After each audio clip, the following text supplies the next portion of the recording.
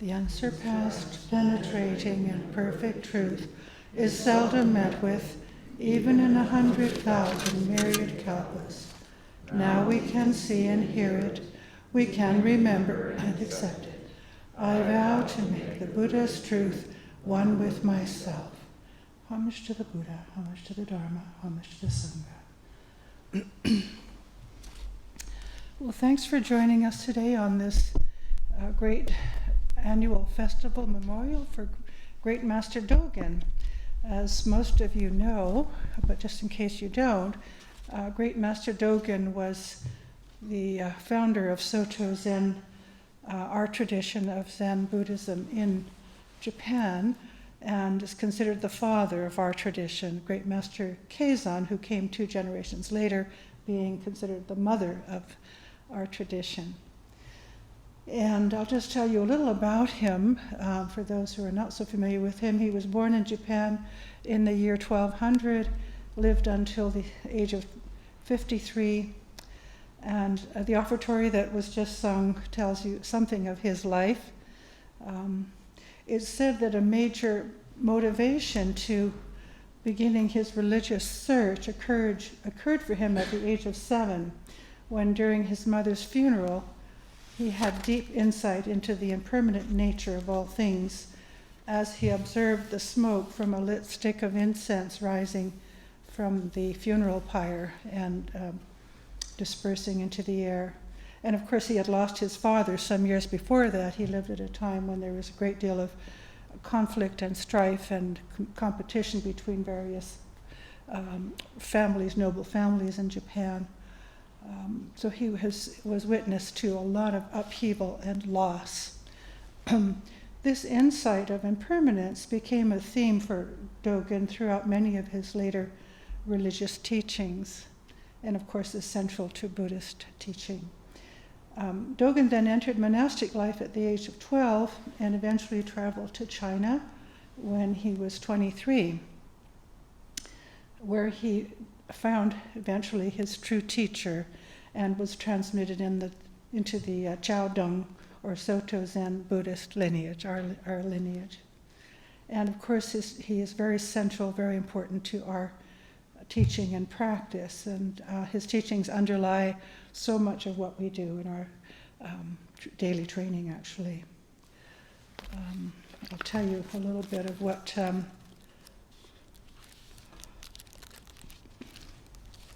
Reverend Master Jiyu says. Oh, I'm sorry, wrong book. About Dogen, which might be of use. I reread this. I've read this book so many times, Zenna's Eternal Life, and every time I read it, I see something new. Dogen Zenji brought with him from China both the transmission and the teachings of the Soto Zen Church of Buddhism. This church or school of Buddhism, which is the oldest of all the Zen schools, both the Obaku and Rinzai schools are derivatives of Soto, is perhaps the only church of Mahayana Buddhism to retain some of the original Indian elements of Hinayana Buddhism. Sometimes called Theravada. There is no doubt that Dogen's way was and still is hard to follow, for he was a somewhat puritanical mystic, but there is equally no doubt that he inspired Japanese Buddhism with a new spirit. And she says his translations must be understood and his writings, translations of his writings, as exhortations to his followers to be earnest and strenuous in their training, and his own sentiments on the subject are clearly expressed. Serenity, simplicity, and purity were his ideal, and his whole life was a living expression thereof. They who follow in his footsteps must live immaculately pure lives within the precepts of the Buddha, without in any way being bound thereby.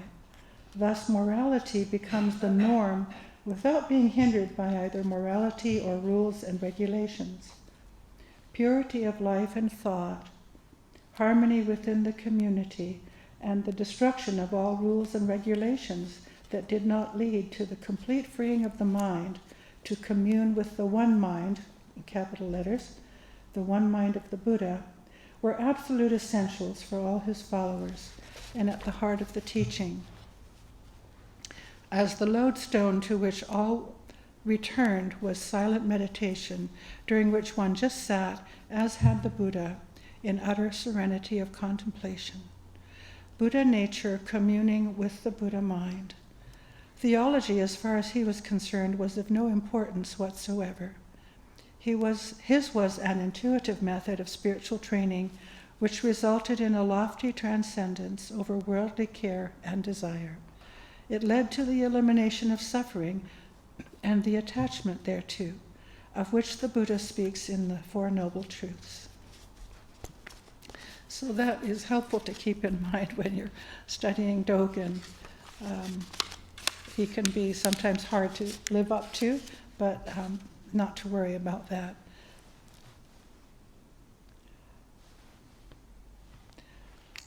I thought I would today briefly touch on some of Great Master Dogen's teachings that have greatly inspired and influenced me in my training over the years.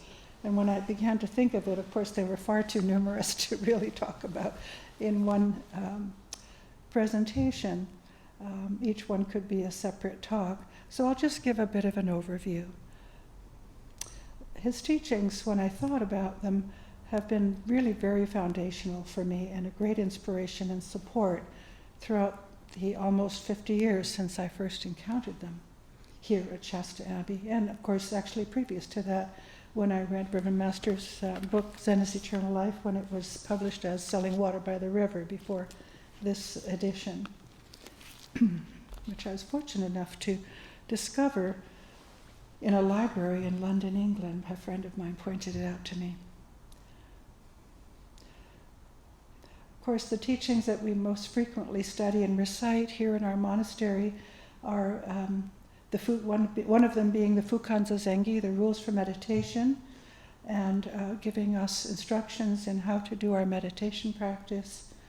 One of the key teachings in this piece of writing, the first thing that he wrote when he came back to Japan, he teaches about the opposites, not getting stuck with the opposites. When the opposites arise, he says, you've almost lost the way to salvation. And this theme is one that also you find popping up through all of his writings and teachings. The letting go of the, as he puts it, bend that discriminatory mind of yours. Train it, let go of it. That's what causes all our troubles. Yeah, so it's very simple in one sense, if you can just keep an eye on that. Very central to our meditation practice, just to see what the mind does and how it tends to always pit one thing against the other and cause suffering and strife. And of course, his Kyoju Kaimon, his brief yet profound commentary on the precepts as we practice them in our tradition, which really are very traditional to Buddhism. His commentary takes us to a deeper level of morality, eventually to an attitude of mind in harmony with one's Buddha nature, a very profound attitude, not getting stuck with the opposites again of good and evil, right and wrong, not pitting good against evil, beyond conventional worldly morality. Of course, that's a good starting point, but he takes us much further than that, to something of our Buddha nature, which is beyond these opposites of right and wrong, good and evil. For example, in the precept against being proud of oneself and devaluing others, he says, his commentary states, every Buddha and every ancestor realizes that he is the same as the limitless sky and as great as the universe. When they realize their true body, there's nothing within or without. When they realize their true body, they are nowhere upon the earth. So he takes us to something greater, much bigger than what the self sees, and always points us to looking beyond, viewing everything through the small self, the selfish self, which has an extremely limited view, and just letting go of that. looking at some of Great Master Dogen's teachings in his Shobogenzo, his famous writing of, 99 chapters of teaching, again, teachings to his community and lay people and his monasteries in the 1200s. Even though I often have felt, and still do when I read some of the Shobogenzo chapters, that I can't understand what he's saying, something always comes through on a level beyond what my brain can hold. And I've learned to trust that more than the seeming satisfaction of an intellectual grasp of the teaching. It's very interesting how he has a way of doing that and looking at lots of different aspects of the teaching, turning things upside down, sideways, backwards and forwards, so that you don't get stuck with just one way of looking at the truth. And yet it comes through in the midst of that. So perhaps this is one reason why Reverend Master Jiyu recommended reading his chapter on Uji, Existence, Time, Flow, is how she translated that. Reading this chapter before reading his other Shobogenzo chapters. It's a difficult one, but it definitely loosens up one's old tendencies to grasp at fixed concepts about truth, as I mentioned, and makes one more receptive to experiencing, I feel, directly the reality of things as they are. Where we are here and now, as Dogen expresses it, in the eternal now. I'll read a little bit of that for you.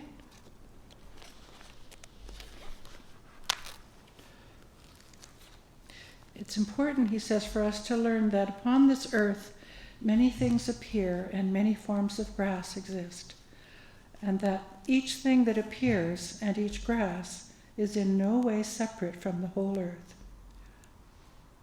In other words, everything has the Buddha nature, everything is at one with Buddha nature. It is after reaching this viewpoint that we can commence training, for having reached this point in our journey's end, but one thing appears and one grass remains. Sometimes that which appears is recognized, and again, not always. There are times when the grass is recognized, and again, not always. Because there is only time of this description, Uji is all of time, existence, flow. And every single grass and everything that appears are also time, existence, flow. All existences and all worlds are present in each and every moment. A very different perspective, but one that we can know for ourselves, and one that really is liberating in terms of suffering. Of course, Reverend Master Jiyu's teachings over the years, she gave many lectures and talks on Great Master Dogen's Shobogenzo chapters, and they have been so helpful to me. I'm eternally grateful to her for her generous offerings in this regard, which have really brought his teachings to light for me. Regarding Uji, she says some very helpful things about that put it into perspective. She says, in this chapter, Dogen explains enlightenment by exploring the nature of time. Time is not only past, present, and future, but more importantly, it's something that keeps going through the whole of it, which he called the flow. There are a million ways you can say this, but time itself is existence and flow. There is a flowing that moves throughout all time and all being. We put the concepts of past, present, and future upon it, but there is that which is beyond these limited human ideas. This flow is none other than the unborn. It's the undying, the unchanging, the always there but ungraspable. It can only be found by something intuitive and instinctive inside of oneself through direct experience. And this was so important to all of Dogen's teaching, is pointing us to directly experiencing the Dharma. The purpose of Zen training is to find this. Dogen found it, and he tried to explain it in this chapter by speaking of the flow of time and existence, rather than by using more traditional Buddhist concepts. That makes this chapter rather special among the works of Dogen, and it provides a framework for understanding much of the rest of his teaching.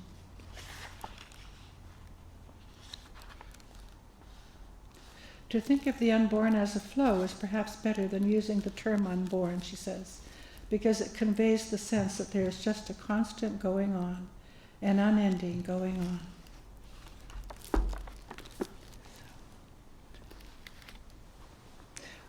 And of course, all of these teachings of Dogen have very profound implications for our daily practice.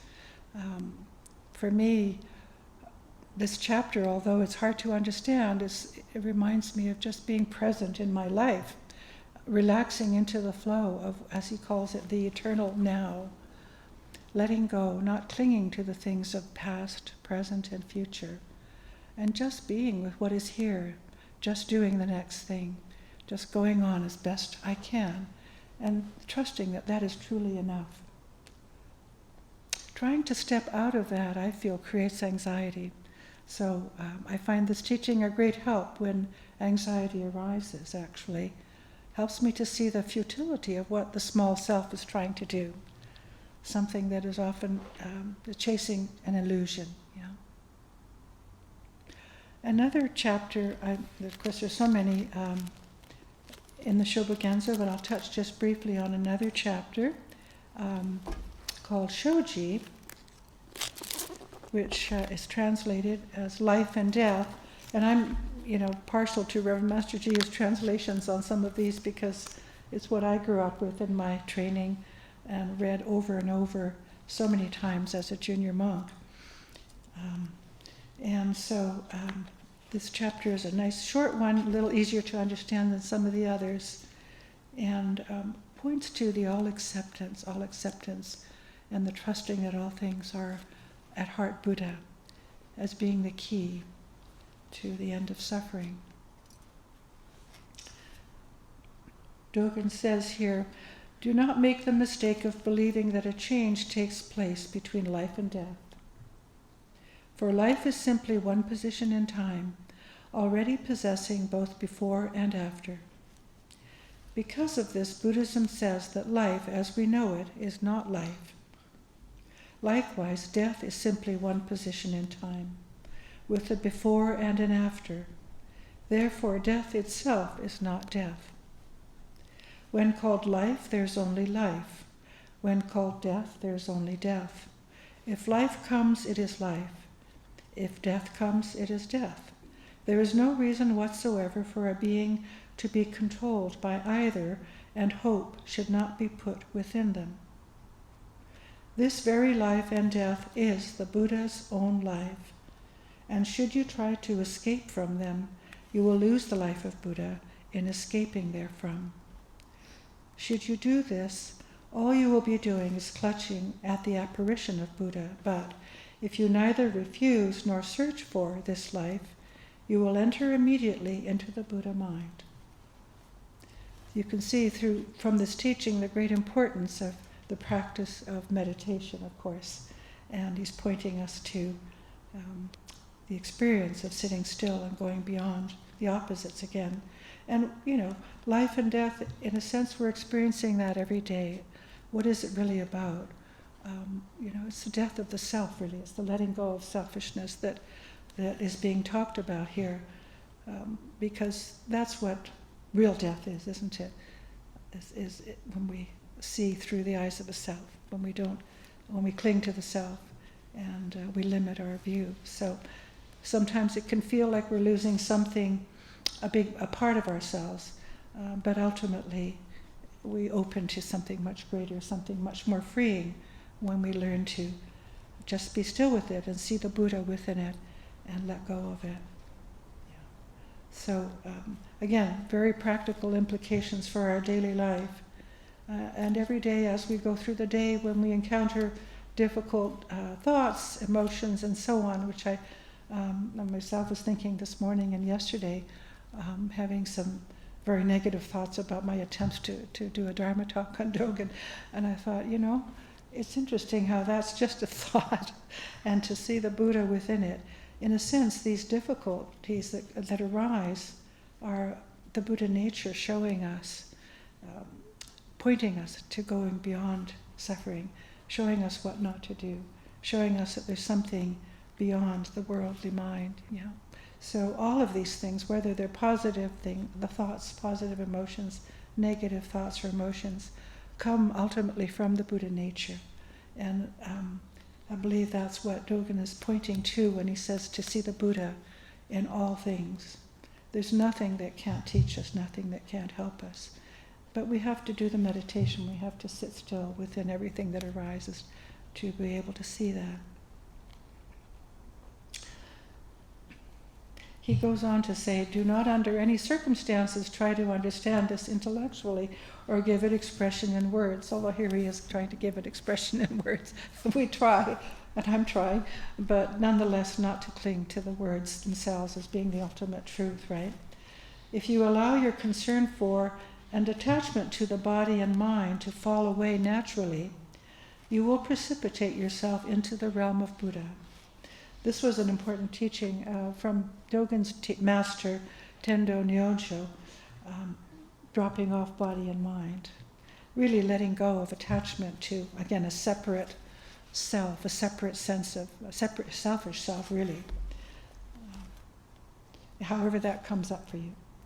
And really without training in meditation and the balance of that with the precepts, it's very, very hard to find that.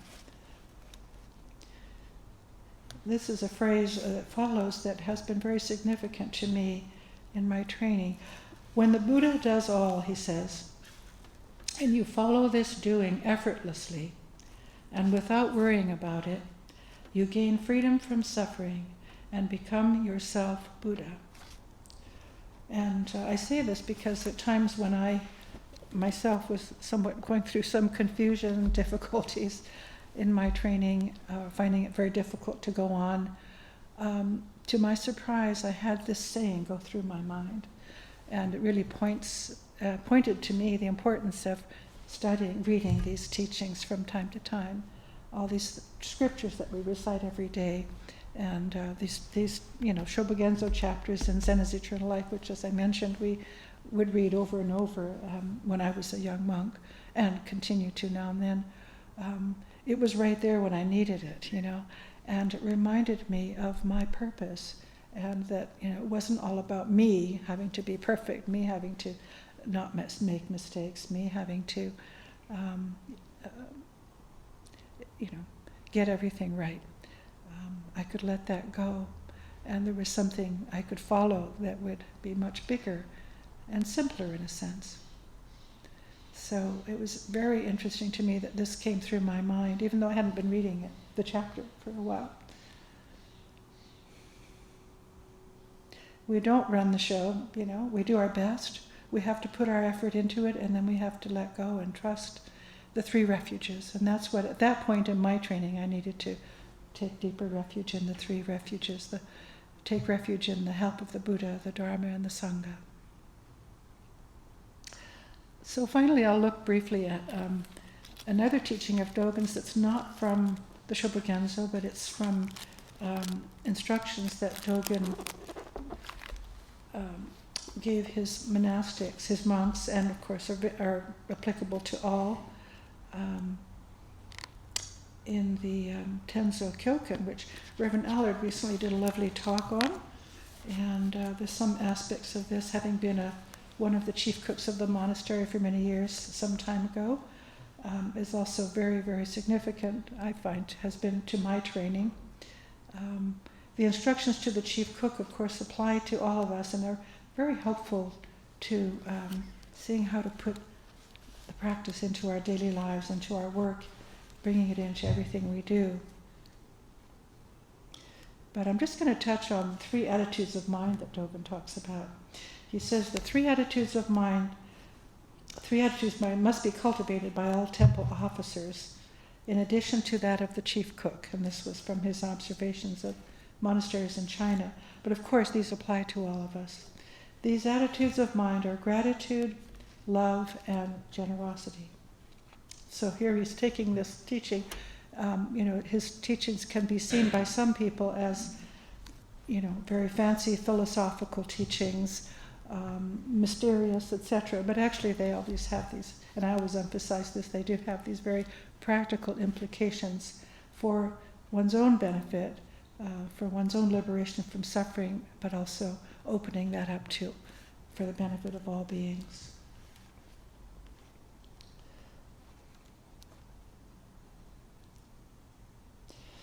So, he says, the mind of ecstasy expresses gratitude. If we were to dwell in heaven, our joy would be so excessive that there would be no time whatsoever for us to either train or awaken the seed of Buddhahood within us. And we would never prepare food for the three treasures. We would never think of being benefit to others. So we're fortunate to have this human life where we are not in a constant state of bliss and excessive joy, but in fact can realize the need for making offerings. There's nothing of greater value or excellence than the three treasures. They far surpass the greatest deity in heaven, both in value and excellence, as well as equally surpassing the highest upon earth. The Zen temple regulations say that monks have far greater excellence than other beings, for their bodies and minds are pure and wholly free from earthly clinging. Well, that might seem like a very partial statement, but of course he's talking about the attitude of renouncing the world, of letting go of our attachment to selfishness, really. How wonderful it is that we've been fortunate enough to be born human so we can make offerings to the three treasures. Than this there is no greater delight. And so on. So much cause for gratitude. How lucky we are, how blessed is this body. For all eternity there will be a greater opportunity than that offered. There will be no greater opportunity than that offered to us now. Its merit is undefilable. When we serve our fellow trainees, and frankly all beings purely, hundreds and thousands of lives are enfolded in one single day's or hour's work, which will bear fruit for many lives to come. To grasp truth thus clearly is to express gratitude. And Koho Zenji emphasized this to Reverend Master Mayan too, Reverend Master Jiyu, maybe to Reverend Master Mayan, the importance of gratitude being just doing one's training is the expression of gratitude. Putting the training into practice is the full expression of gratitude. Even were we the highest in all the world, such rank would be as useless as a bubble if we did not make pure food for the three treasures. So the purity of heart in one's work, in one's relations with others, in making an offering and letting it go, not hanging on to our accomplishments, our ambitions, our sense of self within it.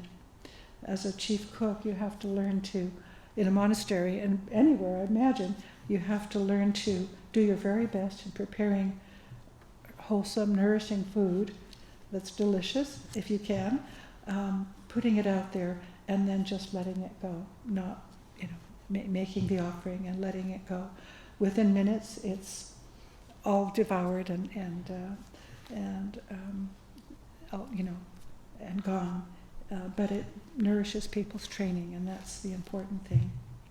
In terms of love, he says, the mind of our parents expresses love, and we must love the three treasures in the same way as our parents love us.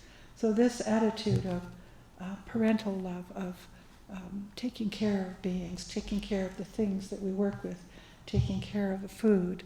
I've always been impressed in the monastery how, certainly Reverend Master Jiyu taught this, of taking care with all the things that we use in our daily training, hanging up the brooms, taking care of our dishes properly, not throwing things around, not slamming doors, taking care with the inanimate things. Each one of those helps us in our practice more than we're aware of.